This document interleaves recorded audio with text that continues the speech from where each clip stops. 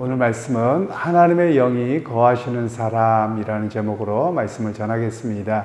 오늘 본문에는 이제 그러므로라고 시작하므로 앞에 7장에 있는 말씀의 결론격으로 이야기를 합니다.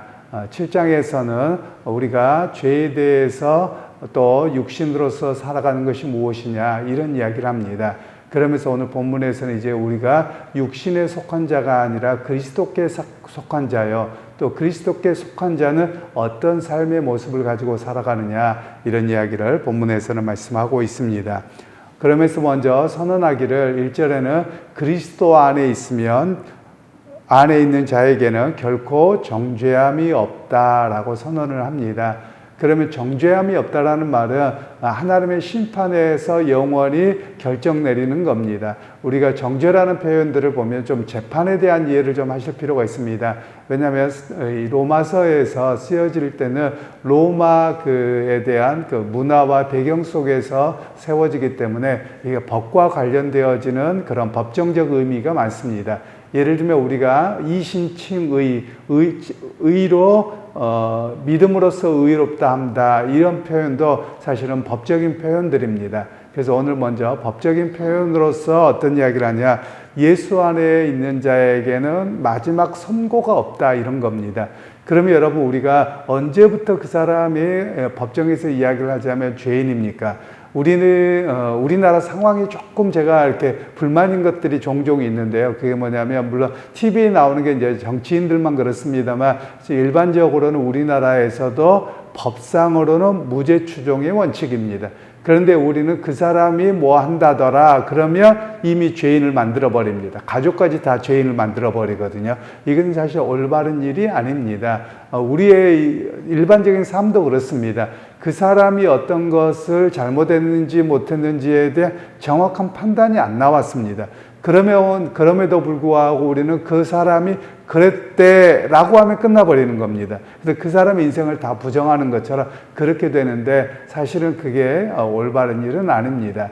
그래서 오늘 여기에서는 그리스도 안에 있는 자에게는 정죄함이 없다라는 말은 마지막 선고가 없다는 겁니다. 그러면 선고가 있고 없고의 차이가 무엇이냐라고 하는 것은, 선고라고 하는 것은 이제부터 선고하면 오늘부터 법정 구속이 된다든가 형을 산다든가 이런 부분들이거든요. 그런데 오늘 정죄함이 없다라는 마지막 선고가 없다라는 겁니다. 그럼 어떤 선고냐? 우리로 하여금 죄인이 되어서 영원한 형벌로 하나님을 버리신다, 이런 선고가 없다라는 것을 이야기합니다.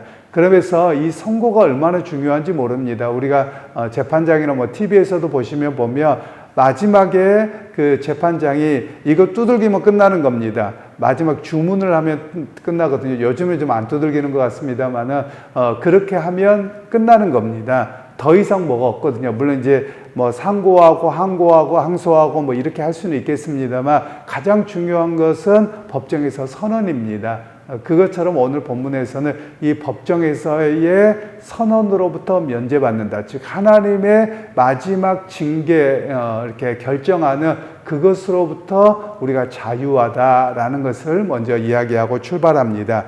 그러면서 그 이유를 이야기하는데, 2절에는 이는이라는 말은 왜냐하면 이런 뜻입니다. 그리스도 예수 안에 있는 생명의 성령의 법이 죄와 사망의 법에서 너를 해방하였습니다.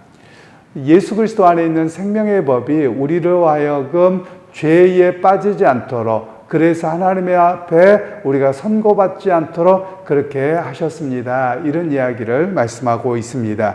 그러면 여기에서 생명의 성령의 법이 무엇인가를 우리가 조금 더 깊이 이야기를 하고 이해를 할 수 있어야만 합니다. 물론 이제 쭉 나옵니다만 5절에 보시면 5절 6절에 말씀하고 있는데요. 육신을 따르는 자는 육신의 일을, 영을 따르는 자는 영의 일을 생각하나니 육신의 생각은 사망이요 영의 생각은 생명과 평안이니라. 우리 본문에는 그냥 영의 생각 이렇게 이야기해 놓으니까 우리가 좀 오해가 있습니다. 그게 뭐냐면 사람이 육신적인 생각이 있고 영의 생각이 있다 이렇게 이해를 하는데 이건 좀 성경 본문을 잘못 이해하는 겁니다. 그래서 어떤 사람은 저 사람이 영적이야 뭐 영이 맑아 이런 이야기를 하는데 이건 올바른 표현이 아니고요. 여기에서는 쓰지 않았습니다만 성령의 생각입니다. 왜냐하면 이 헬라어에 보면 이 단어가 분명하게 명시가 되어져 있습니다. 그러니까 육신에 속한 삶을 사는 사람과 성령의 인도하심을 받는 삶이 무엇이냐 이 이야기를 하고 있는 겁니다.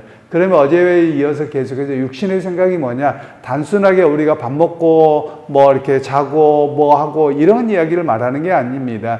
육적인 삶의 방식입니다. 세상적인 사고방식 그리고 영어에서 보면 이렇게 되어져 있는데요.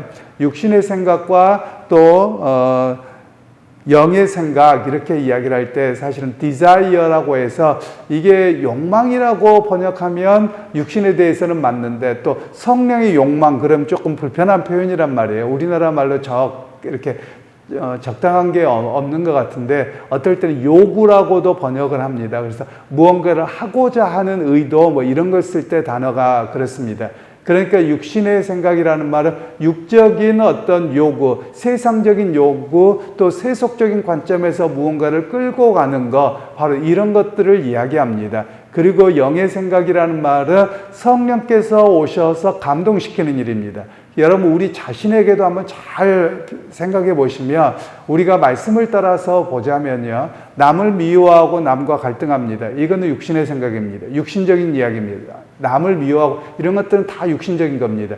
그런데 우리가 갈등이 생겨도 성령께서 역사하시며 주님의 말씀을 기억나게 합니다. 그래서 그를 용서하게 하고 화해하게 하고 선한 길로 인도하는 일이 바로 영의 생각을 따라 살아가는 겁니다. 성령의 역사가 그렇게 나타납니다. 바로 그것 때문에 하나님께서는 어떻게 하느냐? 이건 결과거든요. 즉 예수 그리스도 안에 있는 생명의 법을 따라 살아가는데 그 생명의 법을 따라가는 사람은 육신적인 어떤 그런 생각과 욕망과 그렇게 이끌어가는 모습으로부터 벗어나서 성령께서 화합하게 하시고 용서하게 하시고 은혜를 따라 살아가게 하시는 그런 모습으로 살아가게 합니다. 이런 이야기를 우리에게 말씀합니다.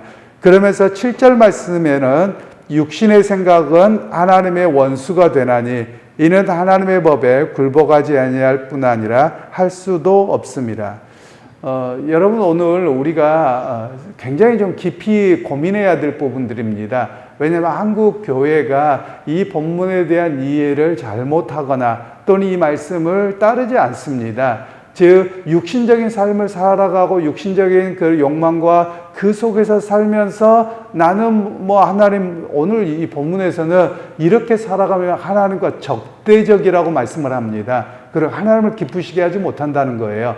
그럼 여러분 적대적이 되었다는 말은 원수가 되었다는 말이거든요. 그럼 하나님께서 그를 구원한 사람입니까? 구원한 사람 아닙니다. 그런데 우리는 어떻게 생각하냐면 교회만 다니면 구원받았다라고 그냥 무턱대고 한다라는 말씀이에요. 그런데 오늘 본문의 말씀에는 분명히 우리에게 육신의 생각과 또 육신의 삶의 어떤 요구대로만 살아간다면 그 사람이 어찌 구원받은 사람이냐라는 겁니다. 오히려 구원받은 사람, 예수 그리스도 안에서 살아가는 사람은 예수 그리스도가 우리를 성령을 보내셔서 우리로 하여금 성령의 법을 따라서 즉 말씀을 기억하고 말씀을 따라 살아가게 하고 말씀을 따라서 용서하게 하시고 이런 모습을 살아가는 것이 성령의 인도함을 받은 사람이요 예수 생명을 가지고 살아가는 사람이다. 이런 이야기를 본문에서는 말씀하고 있는 것입니다.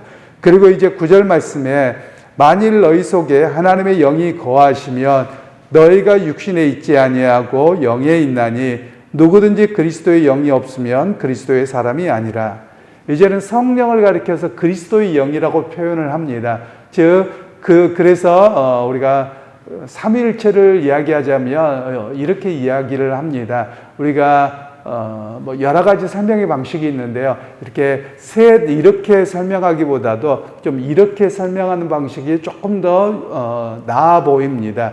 즉 안쪽에는 성부 하나님, 성자 하나님, 성령 하나님이 계시는데 우리가 바로 성부 하나님을 아시는 것이 아니라 성령 하나님이 우리 안에 오면 그 성령 하나님을 통해서 성자 하나님을 알게 되고 성자 하나님을 알게 되면 성부 하나님을 알게 되는 이런 관점으로 설명을 하는 것이 조금 더 나은 것 같습니다. 그런 것처럼 오늘 주님께서 성경을 통해서 말씀하실 때는 바로 그리스도의 영이라고 말합니다. 성령을 가리켜서. 왜 그러냐? 바로 그리스도가 보내시기 때문에 그렇습니다. 그래서 그리스도가 보내서 그리스도의 말씀을 기억나게 하고 그리스도의 질서를 따라 살아가게 하시기에 그를 가리켜서 성령 또는 그리스도의 영 이렇게 표현하고 있다는 말씀입니다.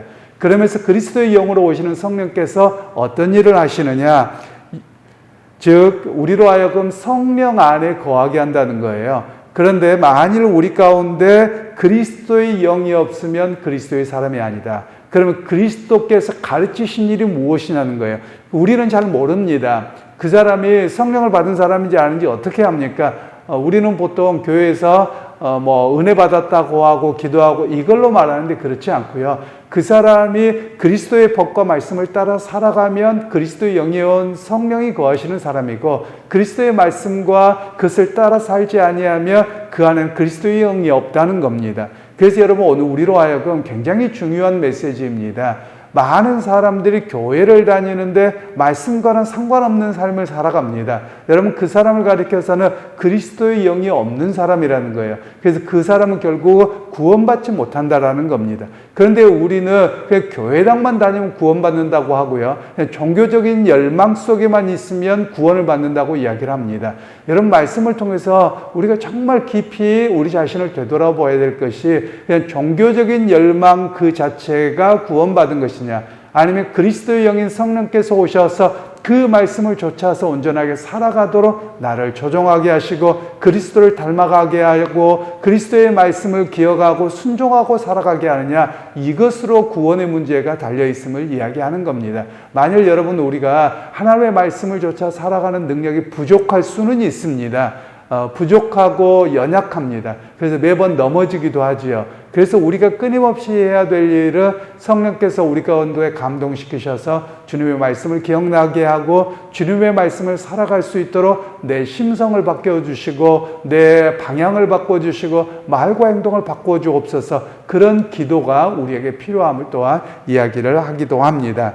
그래서 오늘 하나님의 영이 거하시는 사람은 어떤 삶을 살아가느냐? 바로 그리스도의 말씀을 따라 살아갑니다. 그리고 그리스도 안에 거함을 통해서 그리스도를 닮아가고자 하는 삶의 모습으로 살아간다라는 것을 우리에게 말씀합니다. 여러분 신앙이 연조가 오래되었습니다. 정말 귀한 겁니다. 그런데 신앙이 연조가 오래되었는데 그분에게 예수의 향기가 드러나지 않는다. 여러분 예수를 잘못 믿는 것이라고 말할 것입니다.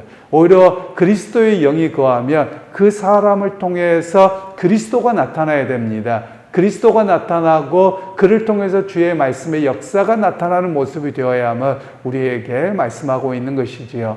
그러기 여러분 오늘 또 우리가 기억하시기를 정말 주님 내 안에 성령이 거하시면 정말 그리스도를 닮아가고 그리고 성령 안에서 하나님의 말씀을 따라 육신의 생각과 육신의 욕구와 욕망과 이런 모습이 아니라 정말 하나님을 어떻게 기쁘시게 할까? 하나님이 기뻐하시는 모습이라면 어떤 모습일까? 이런 모습 속에서 살아나는 또 오늘 또 하나님 앞에 그렇게 살아드리는 우리 모두가 되시기를 주님의 이름으로 축원합니다. 하나님 오늘 또 우리 가운데 예수를 주로 고백하게 하셔서 그리스도의 영이 우리 가운데 계시는 줄 믿습니다. 하나님 그러나 우리가 때로는 육신의 욕망이 너무 강해서 그리스도의 영의 역사를 경험하지 못할 때가 있습니다. 주님 다시 한번 우리로 하여금 주의 말씀을 기억나게 하시고 성령께서 우리와 함께하여 주셔서 성령 안에 거하는 사람이요 또 하나님의 기쁘시게 할 만한 일로 우리가 날마다 살아드리는 그런 역사가 우리 가운데 있게 하옵소서. 예수님의 이름으로 기도하옵나이다. 아멘.